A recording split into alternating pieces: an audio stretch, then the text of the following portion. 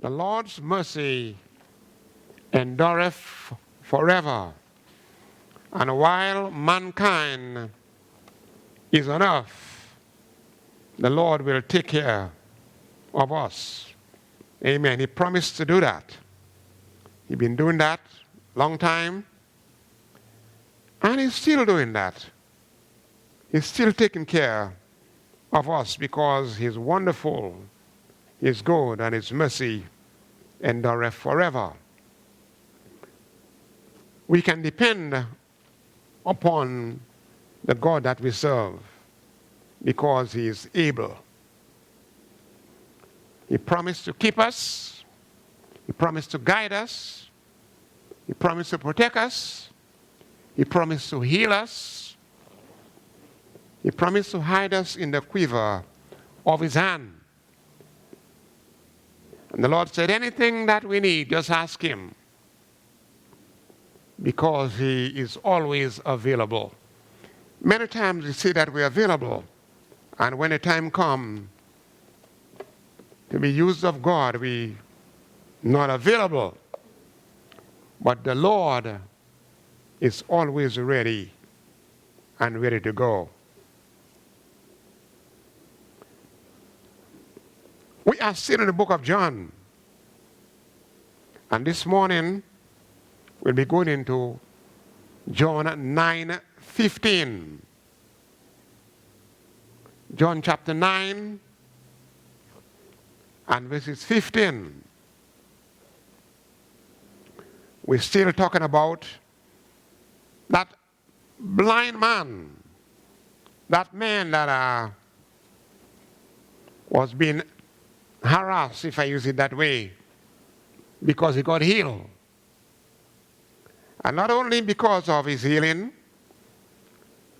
but because the day that he got healed, it was on a Sabbath day when Jesus, the creator of the Sabbath, laid his hands on him or took some clay. He took some dirt, he spit on that dirt, and he made clay like an anointment, and he anointed his eyes. And he told him, go. And he went and came back seeing. And from that time that happened, there was some trouble. You know why?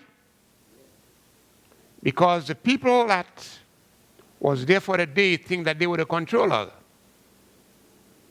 And didn't seem to understand who Jesus was. In fact, they didn't know who he was. They thought he was just a stranger passing by. Or he was one that sent from the devil. I think they think that because they told him that several times. You have a devil in you. So they think he was the devil's son. Not knowing that he created even the devil himself. But I'm glad this morning that we have some information that we could live on and tell to the world that the Lord God is in control, not us.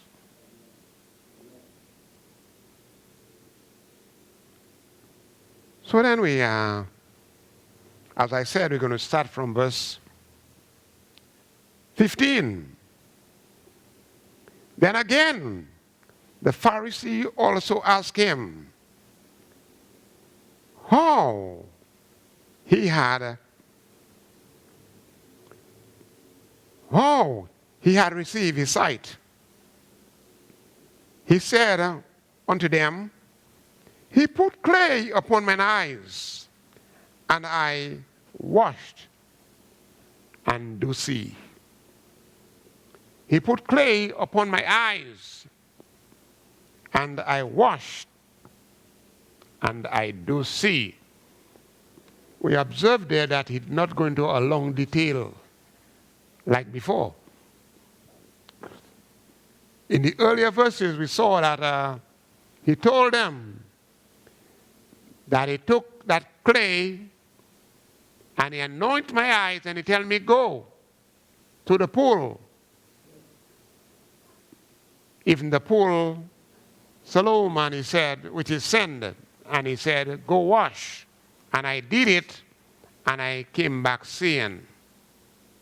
He didn't go through all that detail again, because I think he was probably getting somewhat upset with them, but then because they were the authority, he had to take it easy. But I think they was asking him too much question, how he got healed. And what I'm saying that to say, church, many times we in a condition, or people in conditions, and need some help, and people pass by and want to walk on them every day, and they never care about them. But from the day they get well, it's like everybody upset, every devil loose. And you want to find out how you get well, who get you well, what time you get well, what day you get well, what time you was born, when you're going to die, and all kind of nonsense. And sometimes you know that you're there for so long, and nobody ever care. But from the day you get well, everybody else care and concerned of how it happened. And if you talk too hard, they think all place belongs to them, that they will throw you out from the synagogue. But then we saw something there.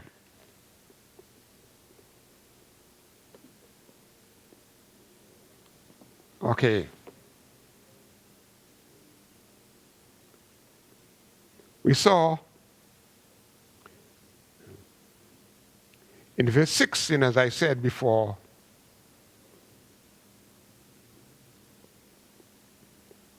after we read verse 16, I said, it's on the board. Verse 16, put it on the board, Brother Craig.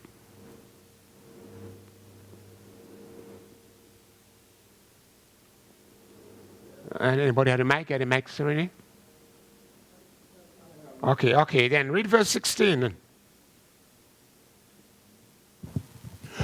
Therefore said some of the Pharisees, this man is not of God, because he keepeth not the Sabbath day. Others said, how can a man that is a sinner do such miracles? And there was a division among the people. Okay, that's verse 16.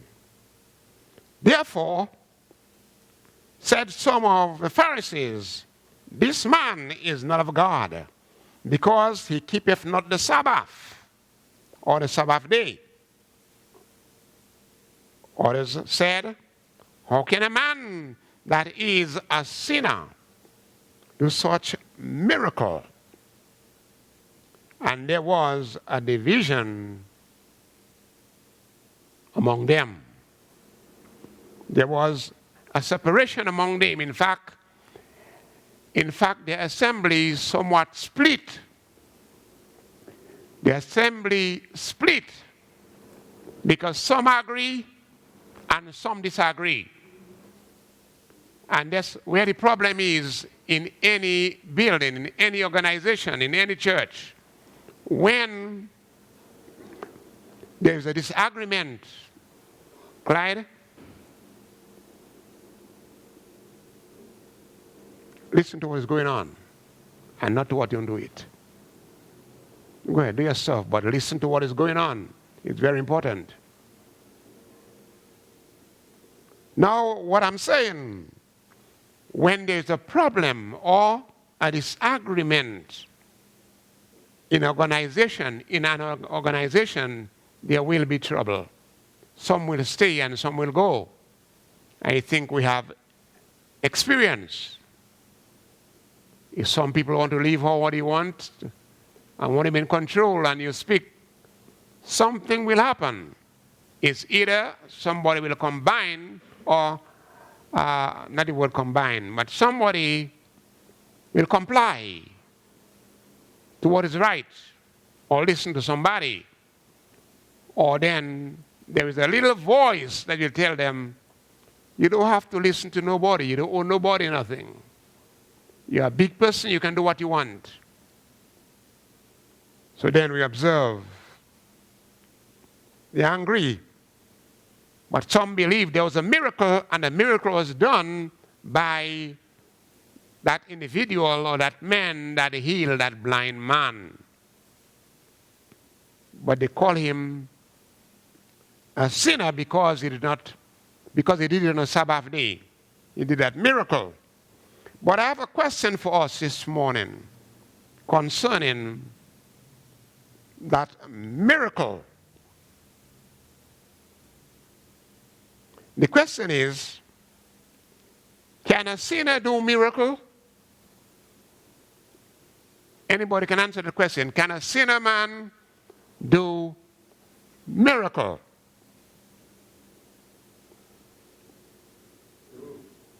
That's a challenging question. That's a challenging question. Okay, you may have to pass that mic around because you may not be able to answer it, and somebody, I think some genius inside there might be able to answer it. You're the only genius here. No, you're not the genius here.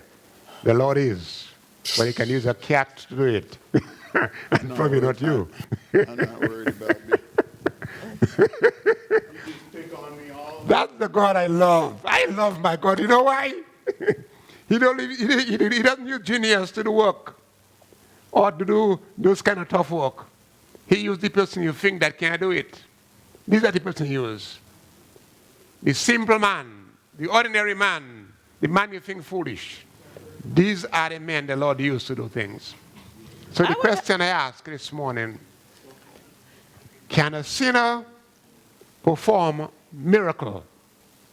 Well, Go ahead, talk. I think it's kind of a loaded question because the only let me say this. I believe that God, every man is a sinner, and except those of us who are saved, we are saved by grace, but we still make mistakes. We still have to ask for forgiveness. And God does miracles through imperfect vessels, which is us, the human beings, his people. So it is a very loaded question. I would have to say God can use whoever he wants to use to do a miracle. Usually he does it through his children, but I've seen him use a donkey, so. Okay. Yeah. I just want to say the only person who can do a miracle is God. So, I mean, the question's pretty much mute. Only God can heal somebody. Although Jesus did give power to people who weren't, because the centurion was not a Jew. He was a Roman, and yet God did a miracle for him. But it was still at the word of Jesus that the miracle happened. Okay. Yes, let me hear Pastor Bree. You heard the question, right? The question I asked. Yeah. Can a sinner man perform a miracle? Now, the question I ask is all over the Bible. I ask questions not of my own. In fact, sometimes I ask Google questions and she get angry with me. Sometimes according to the way I ask it. Sometimes I might probably phrase it wrong. And the way she'd expect me to phrase it.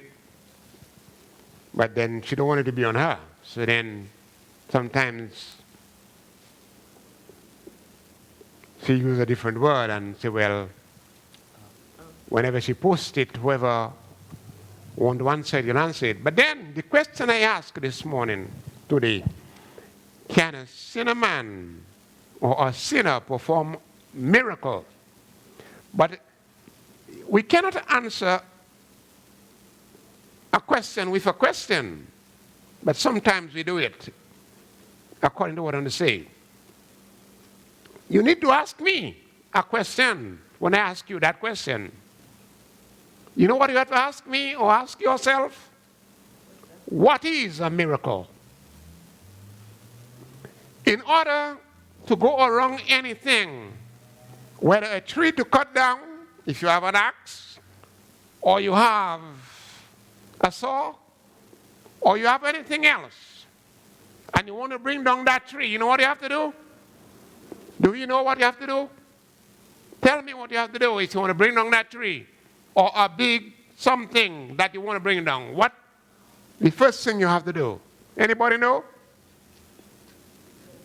Break the foundation. Whether a big tree, or whether a house, or anything, or mountain, what the first thing you must do?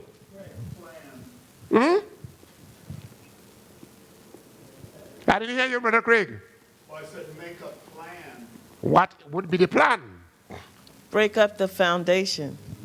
Okay, that can be it, but that's not the real answer. Okay. You know what is the answer? Tell me. Huh? Pray to God for the answer. You pray. You say you pray. Pray to God. Cut it? No, no, no. I'm talking about in cutting it. You have to cut it down. But then you have to do something before you cut it down. You have to decide what you're going to do with it after you cut it down. Okay, that's a good answer, but that's still not the answer, but that's close to it. You got to have the tool to do You it have to with. have the tools. But you know what is the answer? We have to move on. Let me hear you, Clyde.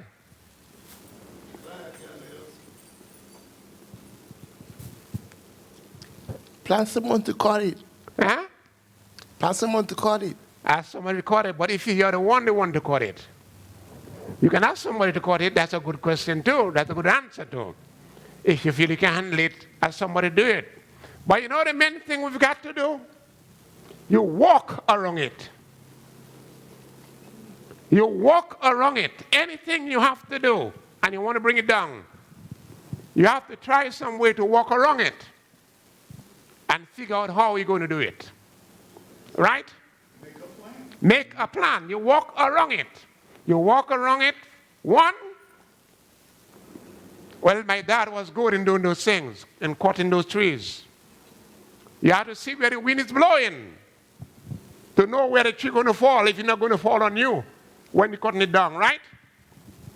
So you watch to see, you walk around it,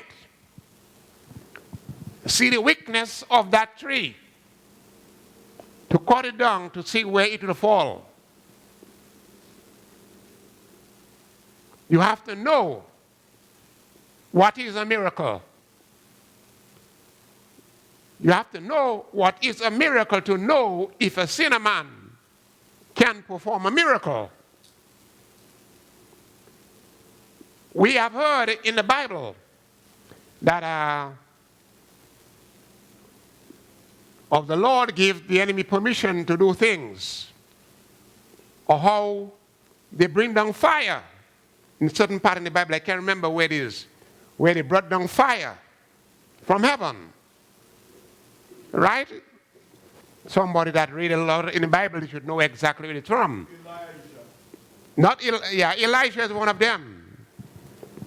But we know that miracles straight from God. But let me tell us this morning what a miracle really is. We have to know what is a miracle in order to know if a sinner man can perform a miracle or not. The divine intervention of God in the actions of men. Okay? Okay, use that term. You can say it that way. It can still work. What is a miracle? A miracle interpreted as a performed by supernatural power, or effected by a direct agent of an almighty power and not a natural cause. That's what a miracle is. A supernatural power. In other words, something that a natural man cannot do. It takes a supernatural power to bring about a miracle. And I think the greatest supernatural power had to be God. Not a man that called himself God. I'm talking about God himself. He is the one that can perform a miracle. And that's why the people were mad with Jesus when he go about and performing a miracle, because they didn't know who he was. They did not know who he was, so that did not give them the right not to believe. They could have believed, right? Because we only win when we believe. The Lord tells us we only get our gifts or our healing or deliverance when we believe, or our answer when we believe. But the Pharisees and the Jews in Jesus' day, they was not listening to no man, because they think that they were everybody. They think that they were all the man, and there was nobody beside them, right? And that's the wrong thing about mankind. When you begin to believe that you alone can do it, you're already in trouble. Always say, church, there is somebody better than me. You hear me? Never think that you're alone that's standing here. There is somebody better than me. There is somebody better than you. But there is somebody better than all of us. And he is the supernatural power. He is God himself. And when you fall in love with Jesus, you can tear down mountains because he'll fight for you. You hear me? Don't worry if nobody. They can beat you on your head. They can beat you on your back. They can beat you on your shoulder. They can fight you all day long. But fall in love with Jesus, become his friend. And when you become his friend, he will fight your battle for you. And you must win.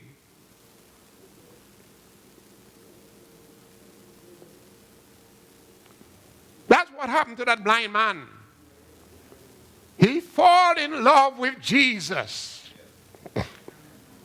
because he knew that if the Lord would just have mercy on him, he would not be blind anymore. That's what I want to encourage us inside here today. Pastor, I know that you fall in love with Jesus. But fall in love with Jesus again. And again. And again. And again. He will not get tired of you. I feel like screaming and I don't start preaching yet. When we fall in love with Jesus, the enemy will get angry with us. Because you see, there's no loophole for him to destroy us.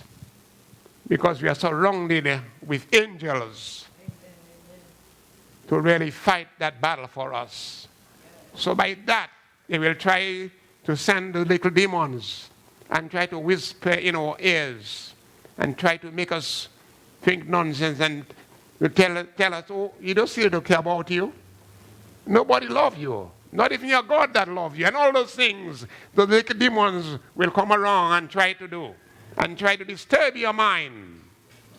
Until the Lord gives you the power to tell him, you know something? You get behind me, Satan. And greater is the Lord that is in me than you that is in the world. Who you think you are. God create you and can crush you anytime. Tell him those things. Tell them those things and let them leave you alone. But when you begin to argue with the enemy and let the enemy believe that you are so mature, that's what he wants. He just laugh you. Just laugh at you and try to make you ignore your God and focus on him. And from the time you take off your eyes off Jesus and begin to focus on yourself and the enemy that's talking to you, you're in trouble. That's what happened to Eve. That's what happened to Eve. That's why mankind are in so much trouble. Because the Lord told them, in fact, Adam, but I think Eve was inside Adam, or Eve was somewhere wrong anyway. When God told him, do not eat. You can eat from every tree from the garden, but that particular one do not eat. For from that day you eat from that tree, you will surely die. I say, I am not sure if Eve was around that day when Jesus told Adam that, which I believe she was probably there. But anyway, she walked away and going to take a long walk. In fact, the devil dragged her away for a long walk. Just one woman inside it this morning. I wish they had a whole church of women. I'll tell it better. I would really tell it better. If you and your husband have a problem,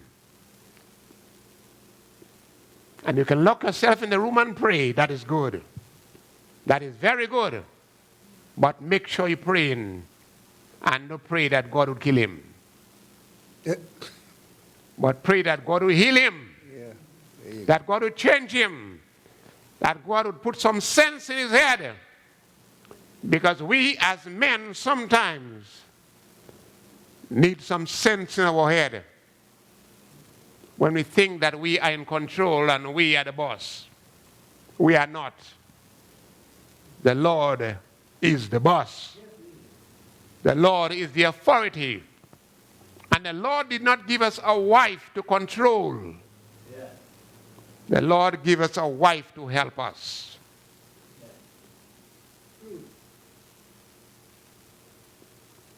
I heard someone said, a woman loves for love because she wants her husband to love her. But men most time love for sex. I don't know how true that is. It may seem raw, but that's what I heard. While the woman loves for caressing, for loving and for love back, many times man is not all about that. It's about something else. And many times the wife have to help him to be the man that God wants him to be. Because behind every good man, there is a good woman. That's true. I've proven it. It may have taken me some time to approve that, but I've proven that. Somebody might be under my voice and tell me, shut up. You might not be in that building, or you might be right in that building. But what I'm saying makes sense. We just have a few more verses. What time is it? It's 42. You have 3 minutes. Okay, I don't know if I can do it in 3 minutes because I'm in 3 more verses. But the Jews did not believe concerning him that he had been blind and received his sight until they call his parents, until they call the parents of him that had received his sight. The Jews didn't believe that. In fact, they did not even believe that man was blind and he received his sight. That's to tell you how far back they was. There were rabbis walking around the street every day, seeing that blind man there. But it's like they wasn't seeing him until he received his sight. So they had not sure whether he was blind before or not. Because now that he received his sight, they have doubts who he really was. That is not like our compassionate God. He sees us every day. And every little person on the street begging and eating trash, the Lord knows that too. And every mama that crying for that child to get healed, the Lord knows that too. He knows everything. But as I love to remind us, the God we serve, he does not change, but he changes things. You hear me? He changed things. And nothing wrong about praying daily. Not that you're bugging the Lord. But if you have to bug him to heal your son or your daughter, do that. Because he will not get angry with you. He will be glad because of your faithfulness and your patience coming to him daily.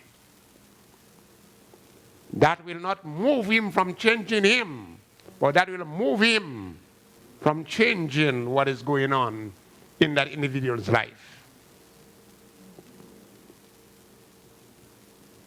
Let me just take verse 19 and 20 quick and close up real quick.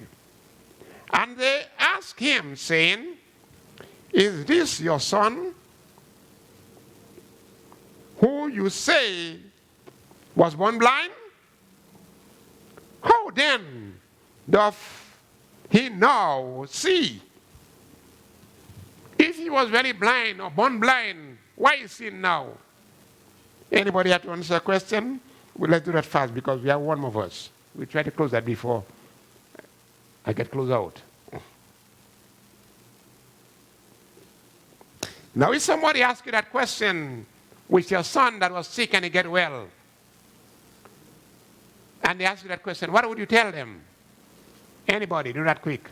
He was blessed from God. Hmm? He was blessed from God. Okay, he was blessed from God. The Lord did it, not me. In fact, it would not be rude to tell them, go ask God. If you don't believe me, go ask God. Ask him how he did it. If you're strong enough or brave enough or patient enough or know how to get to him, ask him. Because he did it, not me. And you'll get them off your back. Right? Yeah. There's a way of getting people off your back. Where it's an arbitrary question that looks stupid, and they think you're stupid, let them think you're stupid. But if you want to get them off your back, and it's a stupid question or answer you have to give them without insulting them or being rude, do that. You hear me, church? David did that when he got in trouble by that king. He played mad, didn't he? David was not mad, but he observed he was in trouble. So he began to spit on himself and all kind of thing and play mad. And that saved him because, you see, he was in fire. When they observed that he was really King David, and they think he was going to take over their place, so then he began to act funny. And he got deliverance. But let's take our last verse. His parents answered and said,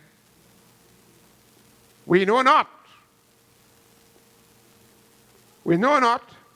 what is, okay, say it again. Can somebody read that? His parents answered in verse 20. Verse 20, 19 and 20. His parents answered them and said, we know that this is our son, and that he was born blind. 21? Yeah, if you take 21. But by what means he now sees, we do not know, or who opened his eyes, we do not know. He is of age. Ask him. He will speak for himself. Okay, that is it. That is it. That is it. Was that a rude question? Yeah. A rude answer? Yeah. Yeah. Or wasn't that a good answer? Yeah. Though they were scared. Yeah, they were scared. That's why they had that answer the question. And many times they have to answer a question like that actually because of the authority. Sometimes people believe that they're strong and they can fight the authority. But let us always bear in mind, the authority is the authority.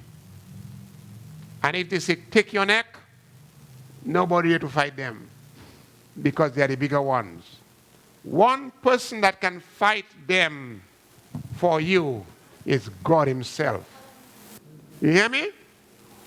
One person that can fight them for you is God. So because you know that, and sometimes God would not really fight them for you, God would